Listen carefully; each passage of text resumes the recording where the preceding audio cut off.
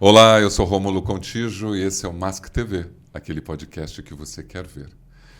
Mais um episódio, iniciando aqui o mês de outubro. Eu gosto de trazer sempre pessoas que marcam a minha vida, profissionais incríveis, vocês já estão sabendo disso.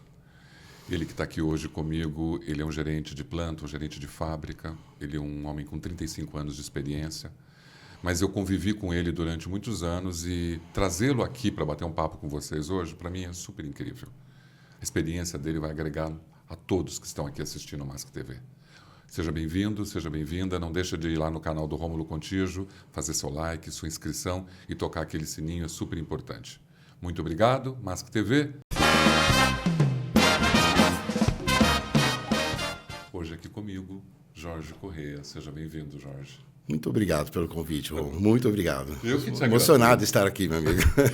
Jorge, quando eu te vi agora, depois de muitos anos que a gente não se vê, você está sempre no meu coração e no coração de muitas pessoas.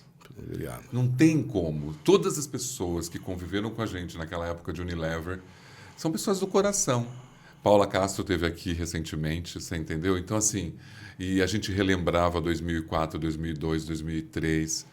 Ainda mais você que entrou na Unilever em 82 e ficou 27 anos dentro da empresa. Uma história. Uma história, uma escola. Para mim, sempre a Unilever foi uma escola. Então, assim, é um prazer ter você aqui hoje. Uma honra muito grande. E ter um profissional do seu gabarito, da sua qualificação.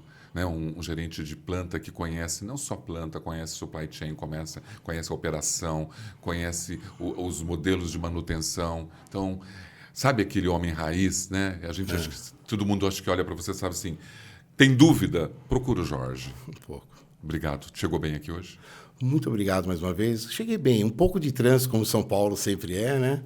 Mas cheguei bem entusiasmado, bem empolgado para poder estar aqui, bater um papo contigo. E também fiquei muito emocionado em ver você, porque, putz, a gente tem acho que 20 anos aí de história ou mais aí, com vários trabalhos bacanas no passado, e trabalhos inesquecíveis que marcaram também os lugares que nós passamos. Então, estou muito feliz de estar aqui, muito feliz de ver você novamente, Romulo. Muito feliz, muito feliz. Obrigado por estar aqui. Eu estou continuando aí na luta, na correria. Unilever foi minha primeira empresa de trabalho e onde a gente se conheceu, e depois dali eu consegui construir uma força de profissional, uma expertise, tanto da minha experiência empírica como dos meus movimentos, e aí parti para muitas outras multinacionais. Então, assim, eu sempre sou muito grato ao que eu aprendi ali, você entendeu? Sim. E aquela coragem de estar tudo sendo novo, né? Faz 24 anos que a gente começou o trabalho lá, né? Então, assim, é muito tempo. Então, para mim é uma honra. Eu sempre começo aqui perguntando para o meu convidado quando que ele chegou na Terra. E por que ele chegou? Porque eu acho que você veio aqui fazer alguma coisa importante, está fazendo.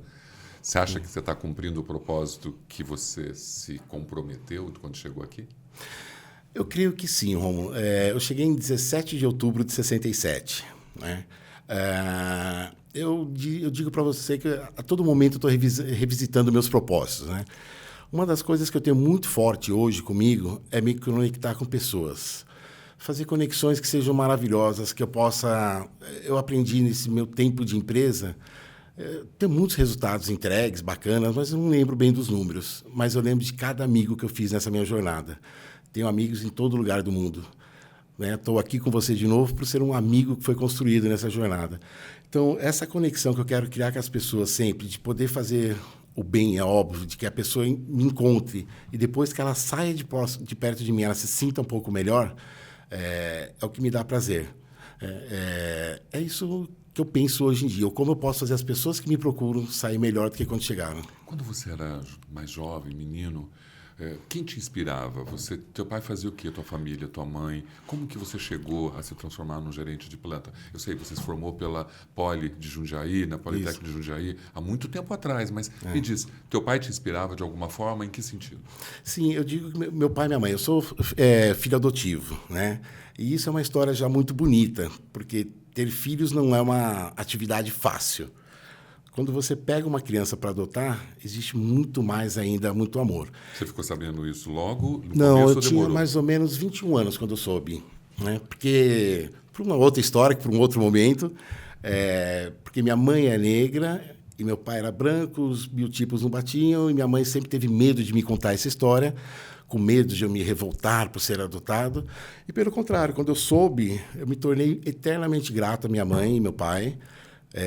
Quando era mais jovem, uma certa rebeldia de vez com os pais, né? Porque a partir desse momento que eu percebi que eu era querido naquela família, eu nunca mais briguei com meus pais. Às vezes o pai, mãe fala alguma coisinha, eu falava, tá bom, tudo bem. Nunca. Eu vivi, Deus me deu essa oportunidade de saber isso, acho que no momento certo, para que eu pudesse viver a minha vida com eles, agradecendo tudo que eles fizeram por mim, né? Então, eles foram uma fonte de inspiração muito grande, porque eu entrei no Senai, eu entrei na Unilever quando eu tinha 14 anos de idade, meu pai era ajudante de produção, e eu entrei como no Senai, um aprendiz de manutenção, de mecânico.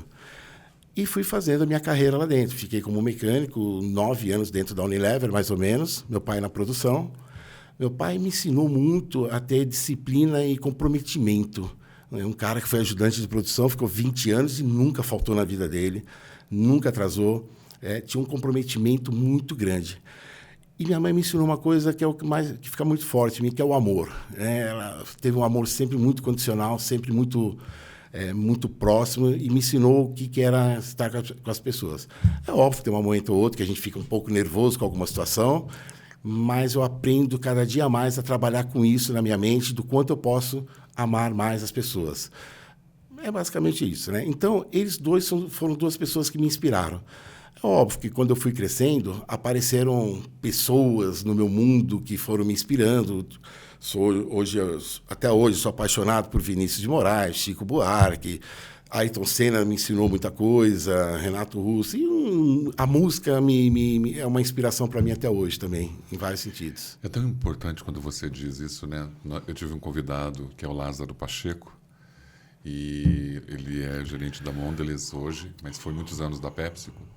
E durante o nosso bate-papo, ele também contou que aos 27 anos ele descobriu que era adotado. E é tão... Eu acho que muda tanto na vida das pessoas saberem que houve um amor tão verdadeiro por parte de dois seres humanos para trazer você aqui, né? E aí eu acho que é isso, porque quando você fala que você, mais do que lembrar de números, você lembra de pessoas, Jorge, é impossível não lembrar da forma como você tratava todo mundo. Você sempre foi um pico de energia dentro da empresa.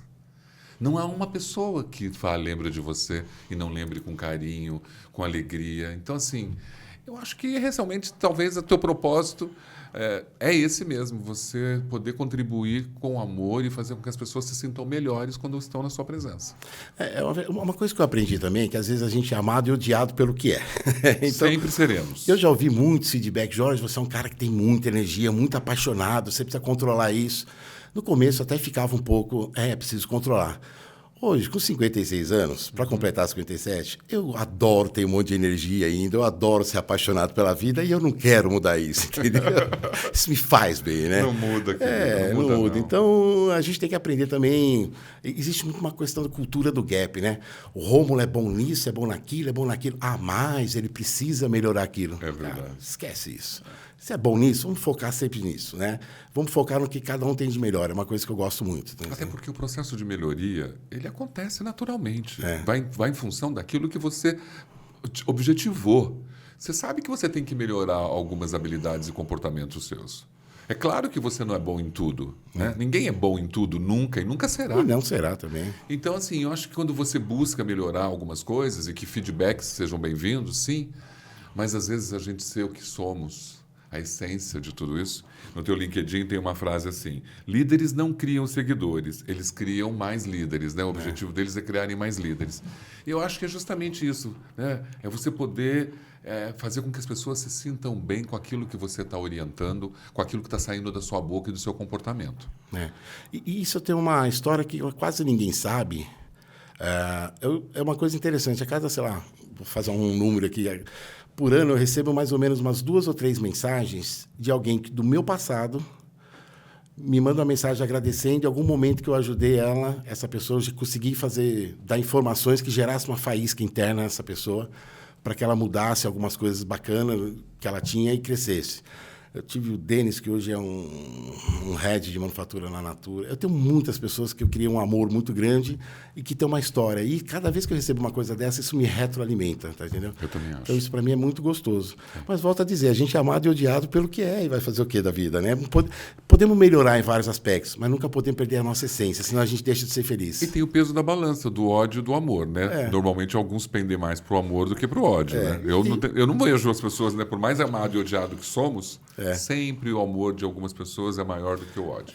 Assim como tem gente que acredita que a Terra é plana, outros que acreditam que a Terra é redonda, e aí vai, né? Vamos discutir algumas coisas, mas tá bom. Você está casado, tem filhos, como que você está hoje? Estou casado, tenho um casalzinho de gêmeos de 1 ano e meio, terceiro casamento e último, espero. Mas você tem outros filhos de outro casamento, tenho maiores? Filhos. Né? Tenho maiores, o meu mais velho tem 35 anos.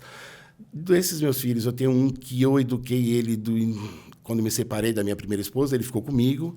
Eu completei o processo de educação com ele, né? Eu dei uma educação para ele totalmente atípica do normal, com outras formas de pensar sobre a vida. E hoje é um cara bem sucedido. Hoje ele está na Áustria, com um contrato lá de 2 anos, mas vive pelo mundo, trabalhou na França, Israel, um cozinheiro. Eu chamo ele de cozinheiro, que ele fica bravo, né? Um chefe de cozinha que está muito bem sucedido, graças a Deus. Um cara com uma cabeça muito boa. Então, eu tenho os filhos, eu sou muito grato a todos eles por terem uma cabeça muito boa. Tenho a Carolina, o Felipe, que não falei, o Thiago. Tem essa moçadinha aí que me alegra. E é importante você estar disposto para esse filho novo, para esse casal de gêmeos que está aí, né? Porque eles chegaram, né? E você vai ter que dar a tua atenção e todo o cuidado nesse mundo atual que nós vivemos. E é interessante, porque assim, eu não tenho mais a energia que eu tinha antes, é óbvio, né? Antes pegar no colo e carrega e passeia no shopping. Hoje eu pego, não, vamos andar, vamos sentar aqui um pouquinho, né? Mas a gente tem, né, me deu um pouquinho mais de entendimento, diria um pouquinho de sabedoria de como lidar com situações.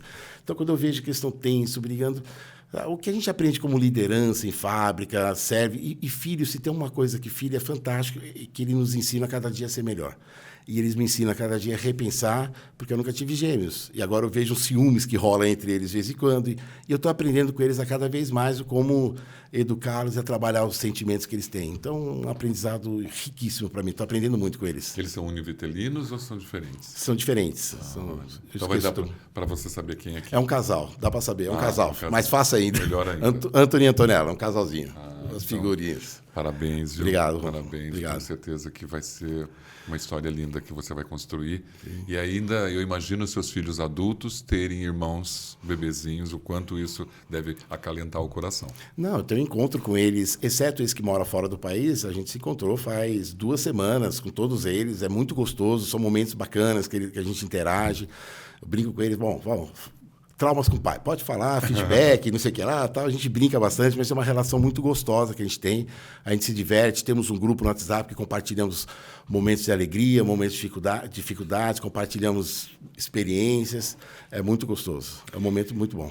Ai, fico feliz de ver que você tem essa realização, né? Quem diria que há 35 anos atrás, um rapaz de 14 anos de idade, que começa a trabalhar, né, imaginaria que você hoje, aos 56 para 57, estaria com toda essa sua realidade construída. Aos 14, você já sabia o que queria? Não tinha ideia. Não tinha? Imaginava. Nem sonhos, assim? Médico, imaginava, advogado? Assim, pensava ser um juiz, eu imaginava, porque a questão de justiça é uma coisa que até hoje me pega bastante. Libriano. Pensava, né? Você é muito bom nisso. Eu adoro isso. É um tema que eu não conheço, mas eu quero estudar e aprender sobre astrologia. Eu sou libriano, então. Eu adoro esse assunto, só que eu não conheço, eu preciso aprender. É um outro ponto que ainda está na minha pauta lá. E eu pensava em ser juiz, né? Daí soube que tinha que fazer direito, pensava em ser um jogador de vôlei, que eu gostava muito de jogar vôlei. Mas o mundo, às vezes, nos conduz a outros caminhos e eu gostei muito do que eu me tornei. Gostei muito de viver em fábrica, porque é um ambiente que eu interajo com todos os níveis, desde a galera que está fazendo a limpeza, desde a galera que está fazendo a produção, até o presidente da empresa. Todas essas pessoas me trazem uma bagagem de conhecimento e de experiência peculiar. Só quem trabalha dentro de fábrica, Jorge, sabe isso. Aquela humanidade que está ali dentro e com histórias tão lindas. Desde a menina que limpou o banheiro de todo mundo, daquela terceirizada, até o CEO da empresa, sim. Sim. São tantas histórias que quando você, que é um homem que a gente fala de chão de fábrica, que percorre a fábrica, né? Olhando tudo o que acontece, é claro que você deve ter histórias lindíssimas para contar de pessoas que passaram pelas nossas vidas. Eu, profissionalmente, assim, na minha carreira, tenho muitas pessoas que eu aprendi muito e pessoas também que eu aprendi muito como não fazer também. Sim. Mas eu cometo alguns erros, eu não tenho medo mais de cometer alguns erros. Eu sempre destaco 3 pessoas profissionalmente na minha vida. Um é Mauro Moreira, que foi uma pessoa de RH fantástico para mim. Esse cara me abriu muito a mente. Fábio Colalilo, foi um chefe meu sensacional. E um que eu falo que é um anjo que caiu na minha vida, que é o Delábio, que você também conhece. Eu falo que amigos vêm em forma de anjos para a gente, né? Porque eles nos trazem, assim, conforto quando precisamos, nos traz desafios quando precisamos. Então, são pessoas que eu destaco sempre na minha vida profissional. Aprendi muito com essas 3 pessoas. E o mais gratificante da minha vida é saber que eu trabalhei com os 3 também. É Então, assim, também o Fábio está fora, né, do país há muitos Estados Unidos anos, agora, né? Fizemos eventos muito grandes em Valinhos com o Fábio. Mauro também, sempre muito generoso. E o Delábio, assim, não tem como não falar do Delábio, né? Hoje ele é VP da Mondelez lá no México e uma história linda. Quantas coisas... Eu lembro, Jorge, que um dia que nós fomos fazer a nossa primeira CIPAT, lá em 2001, nós estávamos fechando lá a fábrica, né? A parte operacional. De Anastácio. Fechamos uma fábrica. Com resultados fantásticos. Sem acidente, melhores resultados de qualidade, melhor índice de produtividade. Nós conseguimos falar para as pessoas, daqui 1 ano e meio eu vou te mandar embora. Mas nós conseguimos ter essas pessoas engajadas até o último minuto. É óbvio que fizemos muitas coisas para agradecer por essas pessoas, no entanto que 87% dessas pessoas, 2 semanas depois, estavam empregadas. Verdade. Mas foi assim um trabalho, porque nós tocamos no coração dessas pessoas. Foi um e trabalho aí vocês falaram assim, nós precisamos fazer um evento lá no clube que seja para cima, que seja alto astral. E a partir daquele dia, Jorge, eu preparei todo aquele ambiente, você vai lembrar, eu tenho tudo para ultimar, decoramos tudo com material reciclável. Lembro, foi lindo. O menino que fez hoje, ele é um dos cenógrafos mais famosos do Brasil hoje. Que legal. Olha isso. Que legal. Que você lembra que a gente decorou com pets. Correto. E todos os banquinhos com jornal, com tudo, tinha aqueles artistas que faziam jornal. E aí eu inventei um personagem para fazer aquele evento que é o Silvio Ambiente. Foi sensacional. Eu chorei de rir com aquele personagem. Quem não ria com aquele personagem? Como a gente se divertiu, imagina, quando vocês subiam no palco, porque eu trazia vocês para o palco para poder explicar um determinado tema que a gente estava falando, porque era uma semana de segurança e saúde, e as pessoas estavam tão felizes. E eu lembro você e o Delábio falando, como é possível? Nós fechamos, estamos entregando tudo com essa alegria nos olhos de todo mundo. É uma coisa, para mim, inesquecível, Jorge. Inesquecível esse dia. Acho que tratamos... Tem vários alicerces nesse trabalho, mas um deles foi assim, o respeito que a gente teve pelas pessoas. Sim. As pessoas... eu falo a gente, mas eu falo por mim, eu preciso me sentir respeitado. E quando alguém me respeita, eu me sinto respeitado, eu quero retribuir da melhor forma. Eu acho que o que a gente fez de bacana foi o respeito e o carinho que nós levamos para todo mundo num momento muito difícil, né? Que foi de fechar uma fábrica que todos tinham um amor imenso. Foi a primeira fábrica da Unilever no Brasil, né? É verdade, é verdade. Um amor imenso. Eu estou no grupo da Unilever do Facebook, então você sempre tem ali várias mensagens incríveis. Eu sou extremamente grato, Jorge. Tudo que eu sou hoje começou naquele dia, naquele lugar, com todas as minhas experiências, com todo o apoio de vocês, me ajudando a crescer, a aprender, sabe? Foram 11 anos ali, né? Depois de Anastácio, percorri todas as outras plantas. Hoje você está onde? Como que está a tua configuração profissional? Hoje eu estou numa empresa, sou responsável por uma operação, uma fábrica que produz sustagem. Aliás, comprem sustagem, que é muito bom. Depois vocês podem ler no rótulo. Que chama Apenas Boa Nutrição ABN, que pertence ao grupo da Rect. Certo? Hoje, então, a gente está no grupo americano, que é o Mead Johnson. Então, eu sou responsável por toda a operação, por toda a fábrica de produção de sustagem. E que fica em São Bernardo. Fica em São Bernardo.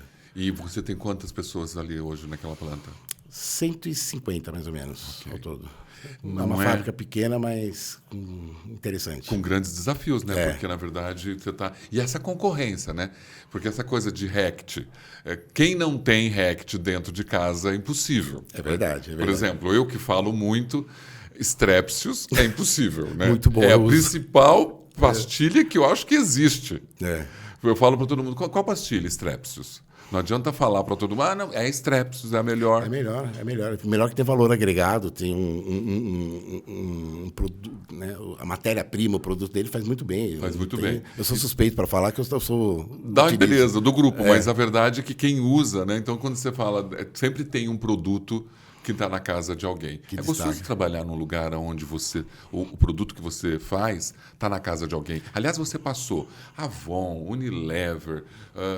Mondelez, trabalhei lá Mondelez também. Morei na Argentina pela Mondelez 2 anos também. Buenos Aires foi uma experiência fantástica. Tudo que você produziu está na casa das pessoas. Tudo. Isso, e é gostoso de ver. E eu compro, né, a marca, né?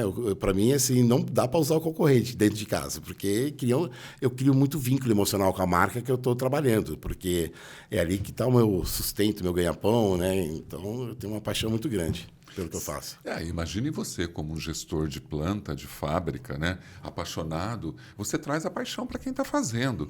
E é tão gostoso quando a gente trazia histórias das gôndolas, dos mercados, né? E para contar para aquele profissional que produziu aquilo, né? Você vê o olho no brilhar por estar fazendo isso. É exatamente isso que eu queria fazer com esse podcast. Era exatamente isso, trazer profissionais aqui, porque o mundo corporativo, eu não falo só sobre meio ambiente, segurança, saúde e qualidade. Eu falo sobre pessoas. Eu lembro que, assim, quando você tem uma pessoa apaixonada, né, que você valoriza, ela está vendo aquilo que ela faz, é outra coisa. E eu acho que você tem essa característica de poder fazer as pessoas se apaixonarem, serem respeitadas por aquilo. É muito gostoso de saber que a sua trajetória hoje, nessas grandes empresas, fez com que milhares de produtos que você produziu, ajudou a produzir, liderou a produzir, está na mesa, na casa de todo mundo. E uma coisa, a cada momento, a cada dia, eu estou sempre aprendendo. Isso que é gostoso, esse ambiente. E uma frase que eu quero deixar para todo mundo pensar até, se alguém utiliza isso ainda, pense direitinho, não utilizamos mais o termo chão de fábrica, shop floor. Quem está na operação, a gente tem que chamar de time principal, a gente tem que chamar de core time, porque são as pessoas mais importantes. São essas pessoas que fazem o mundo acontecer. Linha de frente também. São elas, né? Que estão ali garantindo segurança, são elas que estão fazendo produto com qualidade, são elas que estão entregando a caixinha no final do dia. Todo o administrativo, todas as pessoas que às vezes se acham muito mais que um operador, saiba, as pessoas mais importantes que estão é o que estão ali fazendo a coisa acontecer. É o que a gente chama de core team hoje em dia, é o que a gente chama de time principal. Já aprendemos algo hoje, todo mundo que está aí, nada de chamar a equipe que está lá na operação de chão de fábrica. Não, chão de fábrica não. Boa. Porque isso aqui é uma cultura muito arraigada das pessoas, né? E é muito enraizado muito mesmo. enraizado em todo mundo. Até eu falei aqui. Mas é porque vem muito, está no inconsciente, é no piloto automático. Mas agora, eu acho que a gente começa a trabalhar outras formas de chamar esse público tão querido. Jorge, você deve estar acompanhando, você busca se aprimorar, né? Porque não é porque você tem uma experiência de 35 anos que hoje, né, em 2024, com a inteligência artificial e com a tecnologia aí batendo na nossa porta, com o ChatGPT e todos os outros recursos, que você não vai atrás de buscar informação. Você é um homem que frequenta redes sociais, de que forma que você aprimora seus conhecimentos para o dia atual? Eu sou um apaixonado, em primeiro lugar, por livros. Eu sou um leitor voraz, eu adoro ler diversos temas. Então, eu gosto do livro, eu tenho esse romantismo ainda de pegar o livro na mão, ficar rabiscando, anotando. Eu tenho uma paixão pela leitura. As redes sociais eu me policio para não ficar... Porque senão eu acabo perdendo... Eu não vejo que eu estou ganhando tempo. Sabe aquela história? A rede social você pode naufragar ou pode navegar. Eu tento navegar e aprender algumas coisas, porque ela te estimula no que você curte a ver. Então, eu vejo muito Mário Sérgio Cortella, e entre outras pessoas que me inspiram, né? Agora, o que eu vejo nesse sentido tudo depende de como a gente saiba usar. Hoje, você pode utilizar o WhatsApp para ligar para alguém que está um amigo, um parente que está lá no outro lado do mundo, ver essa pessoa e conversar. Eu converso com meu filho assim. Claro. Ele está lá na Áustria, estou conversando com ele, vendo ele assim, converso com meus filhos aqui assim. Mas tem gente que usa de uma forma negativa, usa para se juntar, para arrumar briga, para criminar um grupo de pessoas, uma minoria. Isso está muito no como a gente vai crescendo e vai alimentando a nossa alma. Então, eu sempre sugiro muito às pessoas, leiam e estudem. Não fica só... É legal a dancinha do TikTok, eu acho legal, de vez em quando eu brinco também lá. O meme é legal de vez em quando, gostoso, né? Porque é uma descontração, mas isso não pode ser um fator de vida. O aprender constante tem que ser um fator de vida. Porque é ele que nos transforma, né? Então, você vê, às vezes, tantas pessoas segmentadas e se brigando tanto. Eu já vi tanta gente falar mal de Paulo Freire, e eu pergunto, você já leu algum livro do Paulo Freire? Não, mas ele é um... Você já leu? Então, leia primeiro. Então, vamos entender sempre. Eu acho que, assim, as redes sociais, tudo que vem, é maravilhoso, facilita. Olha as cirurgias hoje em dia que se fazem. A medicina avançou tanto, a engenharia avançou tanto, a administração é maravilhosa. É maravilhoso esse avanço tecnológico. Antes, se vivia até 40 anos de idade, 40 anos era um velho. Hoje nós estamos aqui, nós dois na casa dos 60 aqui, jovens pra caramba, com muita... Chegamos aos 100 com muita tranquilidade, né? Tecnologia de alimentos e de um monte de coisa de saúde. Então, o avanço tecnológico é maravilhoso. É maravilhoso. Só que temos que saber aproveitá-lo e extrair o que é melhor dele, né? Isso que eu me preocupo, às vezes, não ter uma utilização bacana, às vezes, do que é maravilhoso. Você é da época que tinha Barça, né? Você tinha que ter uma biblioteca. Hoje, qualquer dúvida que eu tenho, eu já digito ali e pergunto. Daí é óbvio que tem que checar se aquela informação é verdadeira, porque tem tanto fake news hoje em dia que isso também é perigoso, né? Tem um termo muito utilizado que é indignação seletiva. Se eu gosto de você, se alguém falar mal, eu falo, não, Rômulo é assim. Mas se eu não gosto, eu falo, Então, essa indignação seletiva, a gente pode diminuí-la também através de estudo. E a tecnologia está ali para isso, né? A gente aprende muito com a tecnologia. Então, eu vejo a garotada chegando, cada vez mais eu pergunto para aprender, pergunto para os meus filhos o que eu posso aprender com eles. Tem coisas que eu tenho dificuldade, por exemplo, né? Você vê uma garotada que chega, não sabe o que é Ctrl+C, Ctrl+V. Porque está acostumado no teclado, né? Não está acostumado no teclado do celular. Mas isso é estranho para quem é da minha geração, né? Não saber algumas coisas nesse sentido, tudo bem, né? Sim, mas é uma geração que nos ensina. Não sabe nem quem é Roberto Carlos ainda. Né? Não, você fala... Olha, eu juro para você, Rômulo, eu vou sempre em livraria, porque livraria é um lugar que eu sou apaixonado. É uma decisão difícil, porque se eu escolho lá 2, 3 livros, eu estou desistindo de milhões, né? Eu perguntei para o cara, você tem alguma coisa de Chico Buarque aí diferente que eu quero ver? A pessoa não sabia que era Chico Buarque. Numa livraria. Isso me deu um choque, isso daí. Mas tá bom, tudo bem. A base que ela teve de informações não deu isso para ela, né? Mas como é que a gente faz, talvez, usar isso para trazer mais coisas legais, né? Não só com fake news, com besteiras. Divirta-se na rede social. É gostoso para, né, relaxar a mente, mas também não pode deixar de ser um momento de uma evolução humana naquele momento. Faz sentido isso para vocês? Faz sentido, porque assim, eu concordo, eu acho que a rede social é tecnologia ótima, é necessário. Infelizmente, o ser humano tem a capacidade dele de decidir e escolher entre a coisa boa e a coisa ruim. Eu fico muito entristecido, porque o ruim ganha muita força. Então, muita força mesmo, principalmente na rede social. Não vou entrar na questão da polarização política, mas agora mesmo eu vi uma reportagem de uma moça que estava presa, criminosa, e foi carregada, quando ela saiu da prisão, por pessoas e por fãs. Então eu fico pensando, né? Há uma inversão de valores, mas está tudo tão poluído, está tudo tão contaminado, que é isso que você está dizendo. Está na hora da gente, talvez, a geração X, olhar para a geração Z e falar, gente, olha, vamos fazer uma mudança aqui, vamos se integrar um pouco mais, vamos tentar olhar um pouquinho, porque quando você pergunta para um vendedor de lojas quem é Chico Buarque, ele não sabe quem é. De uma livraria. Mas ele talvez não seja obrigado, até porque talvez ele nasceu ali, né, nos 18, 17 anos Harry dele. Potter é para cá? Para cá. Então, assim, ele nem sabe mesmo. Se você perguntasse quem é Taylor Swift, ele sabe. Com certeza saberia dizer. E eu apanharia. E talvez você não saberia quem é Taylor Swift. Eu sei que mas não teria a propriedade que ele tem. Sim, mas é essa história do que se apagou de 18 anos atrás. Né? Tem muita coisa que está apagada. Agora, nós temos 60 anos, mas nós não apagamos. Nós nem apagamos o que estava e nem estamos aqui presente nesse mundo atual, sabendo quem é o cantor mais moderno atual e sabendo qual é a tecnologia mais avançada que existe. Então, eu acho que a inteligência geracional, foi bom você falar aqui, As pessoas precisam olhar aquele passado com aprendizado. E não deletar. E a indignação, quando estiver indignado, que não seja seletivo, só porque eu quero acreditar naquilo. Sim. Mas, assim, faz sentido mesmo. Eu gosto tanto dessa pessoa, desse político, desse cantor, desse maestro, não sei o quê. Se ele cometeu alguma coisa, não vou apoiá-la só porque eu gosto dele. Não, ele cometeu um crime, ele tem que pagar por esse crime, né? Então, não apoiar só porque gosta tanto daquela pessoa, né? Isso é triste. Isso é uma coisa que eu falava muito pro meu filho. Eu te falei que eu eduquei ele fora de padrões normais, né? Eu falava, você pode fazer tudo que você quiser na tua vida. Nunca vou te proibir nada. Só que tudo você tem que ser responsável pela consequência. Sempre assim. E tudo que ele fazia que não era bacana, ele tinha uma consequência.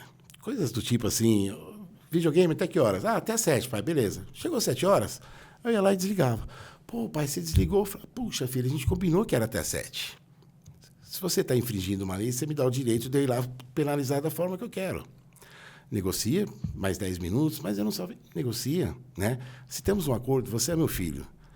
E eu preciso confiar em você. E se a gente fez um acordo, eu sei que você vai cumprir. Então, são essas coisas de a gente gerar mais, a pessoa ser responsável pelo que ela faz, nós precisamos ter um pouco mais também. Claro, né? claro. E eu acho que a responsabilidade dos atos de um filho parte, sim, pela orientação do pai. Ele vai cumprir regras e rigor se você ensina a fazer isso. Agora, já pensou? Se você não falasse nada para ele ficaria 7, 8, 9, ele não teria medida. Eu falei para ele, filho, se um dia você fizer alguma coisa errada ou for preso, eu sou seu pai, estarei com você. Vou te apoiar no que for preciso, não vou te abandonar, vou te ajudar. Mas você vai ter que pagar pelo que você fez. Claro. Então, nunca imagine que eu vou passar a mão na sua cabeça. Você vai pagar pelo que você fez. Mas eu não vou te abandonar porque você é meu filho, porque eu te amo. Né? Então, toda essa relação precisa estar estabelecida. Né? Errou, putz, né? E aí vai. E é legal falar de valores humanos num mundo hoje que nós temos coisas tão críticas e tão graves acontecendo. Né? Então, assim, eu vejo uma indignação do Rodrigo Bocardi todo dia de manhã, né, com os atropelamentos, que virou moda, tendência. Né? Agora, matar as pessoas na calçada com os seus carros e com a bebida alcoólica no seu sangue é muito comum. Né? Porque não tem consequência. Nenhuma. Né? E aí ele estava indignado hoje, porque teve mais um, ele diz que amanhã ele deve anunciar outro. E essa falta de consequência, ela é um exemplo tão negativo, sendo... né, multiplicado, né? É triste. É muito triste. Às vezes a gente vê uma pessoa deitada na rua hoje, considera normal. Um para lá, você pode ajudar, o que pode fazer por aquela pessoa. A gente acha normal uma pessoa deitada dormindo na rua, né? A gente... Tem gente que até escolheu ficar ali, mas é a minoria. Mas eu acredito que essas pessoas que escolheram é porque elas perderam a esperança. Totalmente. Ela não tem mais esperança. E ali a vida dela se perdeu. Como resgatar a esperança? Não é só pegar, que o pessoal fala, leva colocar uma num clínica. abrigo. Não, isso é besteira. Isso é besteira, não vai resolver. Como resgatar a esperança nas pessoas? Até porque, Jorge, se você está num lugar, na rua, e você consegue se adaptar àquela rua, por que você vai sair? Né? Você precisa aprender, você precisa conhecer outros motivos, e só alguém pode te ensinar isso, te pegar na mão. Né? Mas quem vai pegar na mão daquela mulher com aquela criança largada naquela esquina? É mais fácil você dar o dinheirinho e achar que a sua consciência está tranquila, que você acabou de dar R$2. Ai, que bom, né? Dei R$2. Obrigado, senhor. Já fiz a minha parte. Simples, né? Fácil, né? É bem fácil, né? É um tema muito complexo, muito bem complexo. Bem complexo. Não é fácil, não tem solução fácil para isso. Mas é aquilo que você falou, né? Vai pela educação que você dá para o seu filho. Valores, ética. Eu sempre falo numa palestra, né? Como você reage à sua falta de moral? Eu sempre pergunto, como você reage ao seu erro moral? Porque uma coisa, porque nós erramos moralmente todos os dias. Então, assim, quando você se erra e não faz nada para mudar, você é um mau caráter. Então, assim, o caráter é diferente da moral. Então, aprenda isso. Então, cuidado com aquilo que você acha que está tranquilo e fácil e tudo bem. Né? Não dá para ser desse jeito. Não é. Você sabe que nas empresas, a gente aproveitando essa parte humana, a gente fala muito de equidade, de igualdade de gênero e de diversidade. Sim. Você, como gestor de uma fábrica, você tem essa representatividade dentro da sua gestão? Tenho. No entanto, que a RECT ela investe muito nesse processo de educação, de procurar meios para contratar pessoas, e eu estou aprendendo também muito com isso. Hoje, meu time de liderança direto são 10 pessoas. Dessas 10 pessoas, 5 são mulheres e 5 são homens. Existem de diversas regiões do país. Eu tenho gente do Nordeste, gente do Sul. Né? Diversidade. Tenho pessoas com raças diferentes também, com opções... Eu desculpo o termo, que às vezes eu erro ainda. De gênero. Isso, de gênero diferente também. É um aprendizado, né, constante. Claro. Né? Eu aprendi muita coisa. Muito bom você falar né? isso. É assim porque eu falo. Antigamente, eu sou corintiano. Não dá para falar disso. Antigamente eu brincava muito. Quem era São Paulino era homossexual. Sim. Brincava, a gente fazia brincadeira assim. Xingavam de Bambi. Xingar Bambi e tudo mais. E eu achava que era tudo bem isso. Com o tempo eu aprendi que não é legal isso. Que fazer isso eu estou desrespeitando a pessoa, estou desrespeitando, dizendo, se você é um homossexual, porque você não é nada. Não, é uma pessoa que, com todos os valores de um ser humano, com erros e acertos. Então, hoje eu aprendi. Então, eu cometi muitos erros inconscientes, aprendo e vou acertando. Eu falava criado do mudo, aprendi que não é criado do mudo. Quanta coisa eu fiz errado. Lista negra. Lista negra, eu falava. Então, assim, não vejo problema nisso. Eu vejo problema se eu continuar fazendo isso. Não aprender, né? Se eu não tentar. Então, vira e mexe, eu expressei alguma palavra errada, eu peço para as pessoas me darem feedback. Por quê? Porque são muitos anos falando de uma forma, né, criado do mudo, pega ali...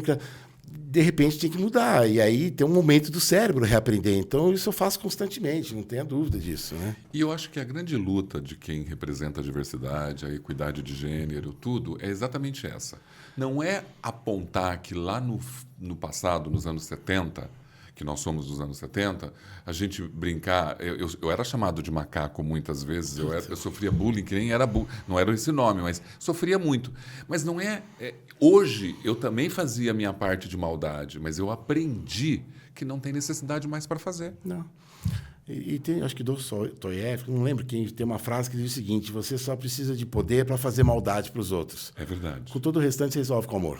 Não lembro de quem é a frase, às vezes eu também erro nisso, que eu misturo as leituras. Mas é importante falar isso, né? Você só precisa de poder para fazer maldade. O resto você faz tudo com amor. Tudo com amor. Perfeito. Se deixar, eu vou embora aqui. Me segura aí. Não, você sabe o que é mais gostoso? Então, primeiro, né, quando a gente fala de equidade, de igualdade, você falar que a RECT tem essa preocupação de colocar equipes diversas, tem a preocupação de equilibrar isso, e você, como gestor, estar se preparando. Muitos gestores não estão preparados. Então, não adianta você achar que você... não estou preparado. Muitos não estão. Eu, que sou consultor de várias empresas, vejo que, às vezes, eu não sei lidar com aquele profissional com deficiência auditiva.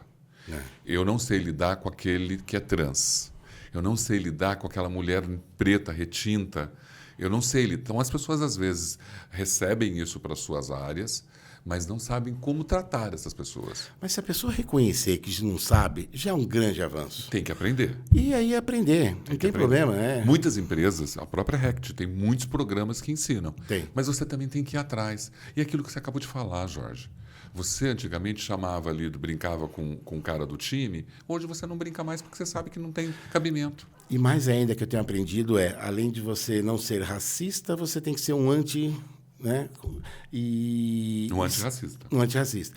E aí, se eu vejo alguém perto de mim fazendo essa brincadeira, imediatamente eu tenho que tomar alguma ação também. Claro. Né? Não brinca assim, isso não se faz aqui, ambiente de trabalho, explica o porquê, né? E educativo, então, tem que ser, também, a gente também tem que tomar a nossa posição também nisso para não aceitar só. Não basta ser, mas tem que influenciar o meio que vive, né? É verdade, é verdade. Quando a gente tem uma maturidade, as coisas mudam, né? Então, você conversa com muito mais tranquilidade, até porque você já vivenciou aquilo muitas vezes. Hoje, você é um líder. Você acha que a liderança dos anos 80... Eu vou pegar quando você começou a ser gerente. Tá. Lá em 90 e pouco, quando Isso. você já era gerente das empresas, você já era um líder. De lá para cá, claro que teve evoluções, transformações, movimentos, tecnologia, mas você ali, no dia a dia, você percebe que há uma mudança na cabeça dos novos líderes? Ou eles ainda estão só preocupados com a coisa da tecnologia? A parte humana ainda não é ainda o maior valor? Não sei te responder com precisão. O que eu sinto que os novos líderes hoje, por ter uma questão de ver pessoas que ganham tanto dinheiro rapidamente, como Zuckerberg, influencers, muitos acreditam que já pode ser o presidente da empresa em 10 anos, né? Por serem inteligentes, óbvio. Mas existe uma bagagem de liderança que é vivenciar. Né? Uma coisa é eu chegar aqui e dar uma teoria de dar feedback para a pessoa. Explico tudo ali passo a passo. Outra coisa é ter o processo de feedback. Né? É o momento de como o exercício de ouvir. Então, isso se adquire praticando. Né? Andar de bicicleta você aprende praticando. Né? Então, eu vejo que muitos líderes estão mais jovens, mas com menos experiência para praticar o exercício de liderança. Podem ser bons gestores, estão sendo bons gestores, porque tem muita informação, mas um pouquinho de dificuldade no processo de liderança, de entender o que é ser accountable pelo resultado.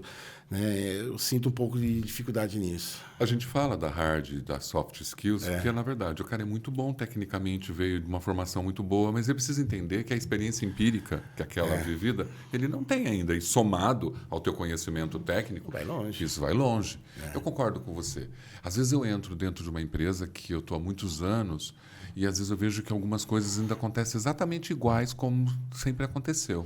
Mas aí eu já vi também isso acontecer.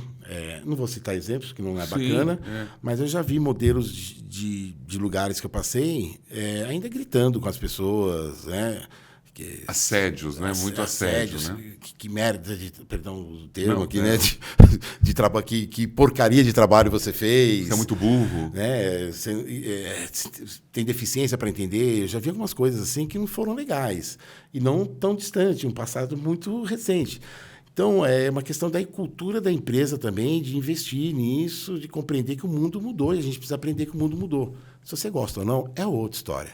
Mas precisamos entender que o mundo mudou e precisamos nos adequar a isso, né? Então, existem algumas situações assim ainda. É verdade, é verdade. Eu acho que todo líder pode aprender todos os dias, porque eu ainda acredito que o líder é o responsável pelo desenvolvimento daquelas pessoas.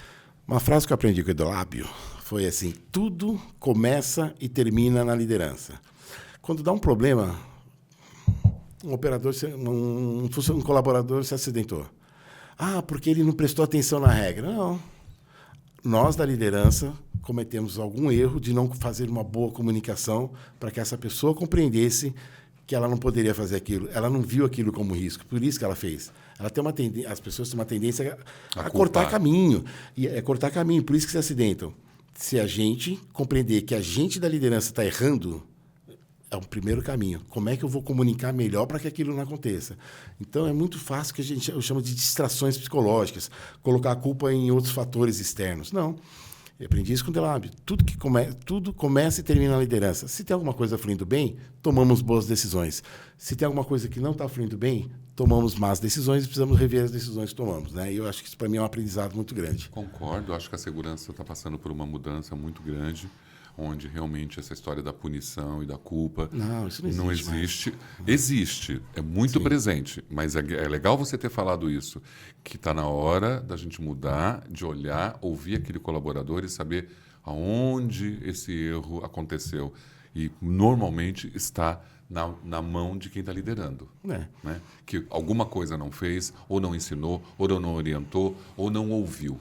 E o que a gente chama bastante hoje de game walking, né, que é a liderança estar caminhando na operação, Sim. porque se aquele acidente aconteceu, você é um mestre nisso, aprendo muito contigo sobre isso, sabe muito mais, mas com certeza vários outros momentos aconteceu aquela mesma situação, por um detalhe da sorte, não teve acidente. Então, se a liderança está caminhando na operação, ela vai ver aqueles desvios comportamentais, né? E aí é o momento de poder educar, orientar, fazer campanhas. Tome cuidado com isso. Perguntar para a pessoa, você conhece os riscos da tua área? E ali gera uma troca. Eu aprendo tanto quando eu pergunto para os operadores, quais são os riscos? Tem situação que eu nem acho que é um risco, para falar a verdade, eu presto atenção e falo, realmente é um risco, que eu não tinha percebido. E é uma troca de aprendizado constante, né? Então, a liderança, fazendo uma boa caminhada, ela consegue identificar um monte de oportunidades. Você disse mais outra grande sabedoria. Eu pergunto para quem faz. E ele que faz sabe me responder da melhor forma possível aquilo que eu não sei, mesmo sendo gerente. Claro. Né? E quando você pergunta, o cara vai te falar, mas as pessoas não perguntam, Jorge. Eu não vou perguntar para o operador da máquina, eu vou simplesmente culpar. Mas você não pensou antes de fazer? Não. Vai lá bater um papo com ele, vai descobrir o mecanismo de risco que tem aquela operação, da qual você lá de cima nunca percebeu. Eu posso te afirmar o seguinte, toda fábrica são as mesmas situações. Qualquer business, qualquer categoria que seja de alimentos, de detergente, tudo está ligado. Segurança, qualidade, produtividade, sustentabilidade, finanças. Todas elas têm essas dimensões de entrega. O que faz diferença? As pessoas que existem dessa companhia. Então, se os resultados são bons ou não muito bons, como é que existe uma conexão, que é um termo que eu gosto muito de utilizar, entre toda o ambiente, né? Toda a atmosfera dentro daquele lugar que a gente está vivendo. Né? Quando você chegou aqui para fazer esse bate-papo, você falou assim, estou nervoso. Estou até agora. Achando que...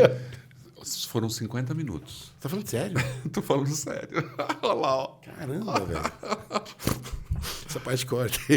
Não, querido, é assim. É que você tem tanta coisa boa. É tão gostoso de ouvir você falar das suas experiências. É tão gostoso você saber que você também é verdadeiro em saber que errou, aprendeu e sabe, assumiu o erro, sabe os seus potenciais, sabe as suas capacidades. É gostoso ouvir você falar da educação dos seus filhos. Talvez eu queria que você estivesse aqui justamente para que todo mundo pudesse ouvir e ver como você é hoje. É maravilhoso isso. E você falou sobre segurança, eu vou pegar até um gancho dessa questão, né? Porque segurança é tão importante na vida das pessoas. Eu estou tantos anos trabalhando com isso. E nós temos também um pilar que bateu a porta, que é ESG. Isso. Que pegou a todo mundo, né, dentro das empresas, esse pilar onde o meio ambiente, o social e a governança fazem parte de uma gestão hoje. Você também usa esses mecanismos? Você, junto com a RECT, também tem isso dentro da sua gestão? Temos dentro da gestão. A gente tem hoje um foco muito grande em sustentabilidade. De ser muito honesto, não sou expert na área. Como eu não sou expert de muitas coisas, então procuro ter pessoas que sejam. Eu acabei de contratar uma engenheira ambiental com formação em segurança, que conhece bastante o tema, para me ajudar a gente colocar a gente em outro patamar, porque como é uma deficiência de conhecimento minha, eu contratei alguém que conhece para me ajudar. Então, a gente está trabalhando, temos muitas oportunidades, mas em breve estaremos de referência. Tá vendo? É aquela história. ESG, por mais que esteja ligado há muito tempo dentro, mas ele é novo para muitas pessoas. Ter um profissional que conhece sustentabilidade, como fazer o processo de governança, te ajudar nos pilares da sua planta a olhar para ESG, é muito bom e você também aprende. Sim, porque a gente tem muito trabalho nesse sentido, né? Toda a parte que a gente tem de waste, de perda material, tudo é direcionado de forma correta. Direcionamos todos os processos de papelão para reciclagem. Tudo está dentro do que é o correto. Mas você me conhece, eu quero sempre um pouquinho mais, né? Então, existem mais possibilidades que eu ainda não conheço. Então, por isso que eu estou trazendo uma pessoa para me trazer. Hoje eu sigo a lei, faço tudo bonitinho, mas eu quero fazer mais. Quero ter cases de sustentabilidade, que eu não tenho muitos ainda para mostrar. Quero mostrar cases de sustentabilidade. Então, por isso que a gente está investindo aí nesse caminho agora também. Excelente. Você sabe que eu comecei com meio ambiente na Unilever. Sim. Grato demais. Eu fiz o Lixo Legal, que é uma referência. Sensacional. Sensacional. Eu ouço cada coisa, Jorge, que você não tem noção. Porque, assim, as pessoas saíram da Unilever e foram para outras empresas. E eu continuo trabalhando e vendo essas pessoas nas outras empresas. Um dia eu estava na Pepsi, o presidente era o João Campos, que era da Unilever. E ele olhou para mim e falou assim, eu lembro de você. Você era do Lixo Legal. Então, assim, olha, que bacana. Muito bacana. E eu ouço pessoas falarem. Então, assim, é o que você acabou de falar. A gente vai aprendendo todos os dias, todos os segundos. E se eu tenho humildade para saber, para ouvir aquele que sabe mais, para que eu possa aprender com ele, esse é o caminho e é isso que você acabou de mostrar.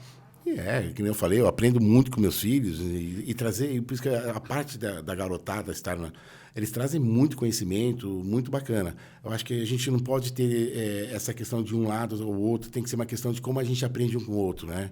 Como é que a gente aprende com as raças, com a cultura diferente. Vamos dizer, cada um vem de uma cultura. E como é que a gente aprende com essas culturas, né? Por isso que a gente fala tanto de diversidade, de apoiar a diversidade. É fantástico, é um aprendizado riquíssimo. Vamos fechar esse bate-papo, então? Vamos, que eu me empolguei, né? Não se empolgou, não. Eu estou muito grato, assim. Hoje, o que você faz para se acalmar, para cuidar da saúde, para ter paz no coração? Como que você se cuida? Nem sempre a paz está no coração, porque eu sou um cara com muita energia, muito ansioso, mas eu tenho algumas coisas que me dão prazer. Ouvir música, eu ouço muita música de diferentes estilos, porque me traz sensações gostosas, e isso é bom.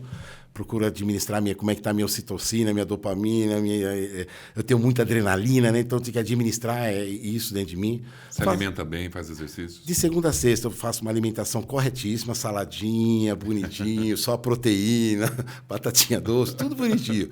Chocolate 70%, mas de sábado e domingo eu me dou o direito de cometer todos os pecados da gula. Eu como massa, como churrasco, eu tomo cerveja, não me preocupo. Então eu decidi isso para mim, está funcionando. Faço a minha atividade física 3 a 4 vezes por semana, porque eu quero... Tem filho pequeno, né? E eu quero viver muitos anos ainda. Né? Eu nunca penso em parar de trabalhar, porque parar de trabalhar... E se você olhar pela tecnologia da medicina, você tem 40 anos para viver. Então. Poxa, 40 anos? Muita coisa legal. Não, teu bebezinho de 1 vai estar com 40. Né? Então, assim, você vai estar neto, bisneto, né? Aí já deu muito trabalho para mim. Mas tá bom. Mas é legal, cara. Eu cuido muito de mim, eu cuido da mente, tenho procurado, né? Eu leio muito, que me faz bem, me faz eu quebrar crenças que eu tenho até hoje. Eu estou sempre quebrando paradigmas próprios. Então, alimento a mente através de leitura, de conversar com pessoas. Eu adoro conversar com pessoas, me reunir com pessoas. Isso me faz bem. E cuido um pouquinho aqui do corpo que precisa, né? Espiritualmente também, né? Porque o espiritual realmente há uma necessidade grande de você se conectar com ele, né? Sim, eu tenho minha crença.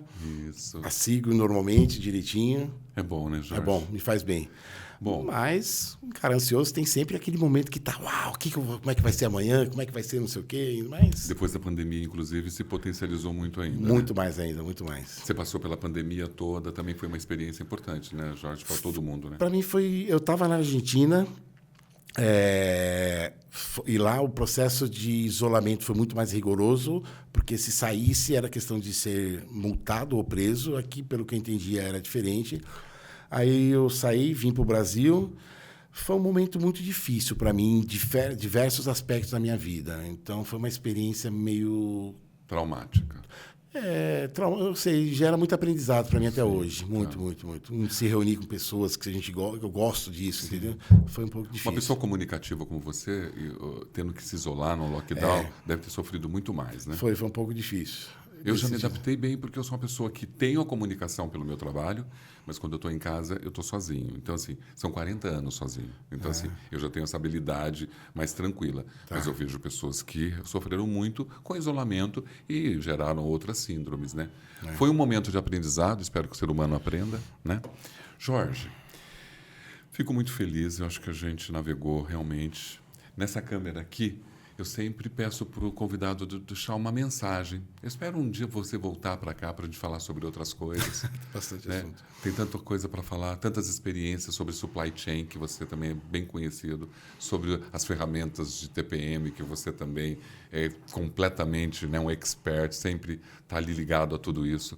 Tanta questão de gestão que você tinha, mas eu queria mesmo hoje navegar, rever você e que todo mundo que está assistindo, e eu tenho certeza que muita gente que me conhece, te conhece, vai ficar muito feliz em te rever. Aproveita então, manda uma mensagem, aquilo que você quiser falar para quem está ouvindo, uma mensagem positiva, para que a gente possa ter um mundo melhor. Ok.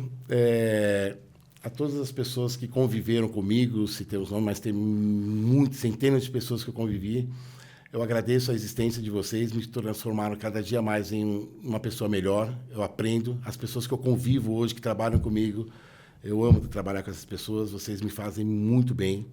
Se eu posso deixar conselho, né? Não sei se é um conselho o termo certo, mas uma dica. Tenham paixão pelo que fazem. Eu costumo fazer uma brincadeira, trabalhar, a gente trabalha porque precisa do dinheiro, é óbvio, né? Senão estaria tudo numa praia. Tá? Já que tem que trabalhar, faça algo que te dê prazer, que te dê tesão, que seja gostoso. A pior coisa que tem é viver num casamento, viver numa empresa que você está infeliz, que você vai embora falando, puxa, meu dia foi horrível. Uma vez ou outra, tudo bem. Mas viva com paixão, viva com prazer, estude, aprenda cada dia mais. Eu acho que isso é uma riqueza imensa para todos. É isso, você podia ajudar. Claro que você pode ajudar. Jorge Correia, então, com o recado dele, eu fecho esse podcast. Tenha paixão pelo que você faz.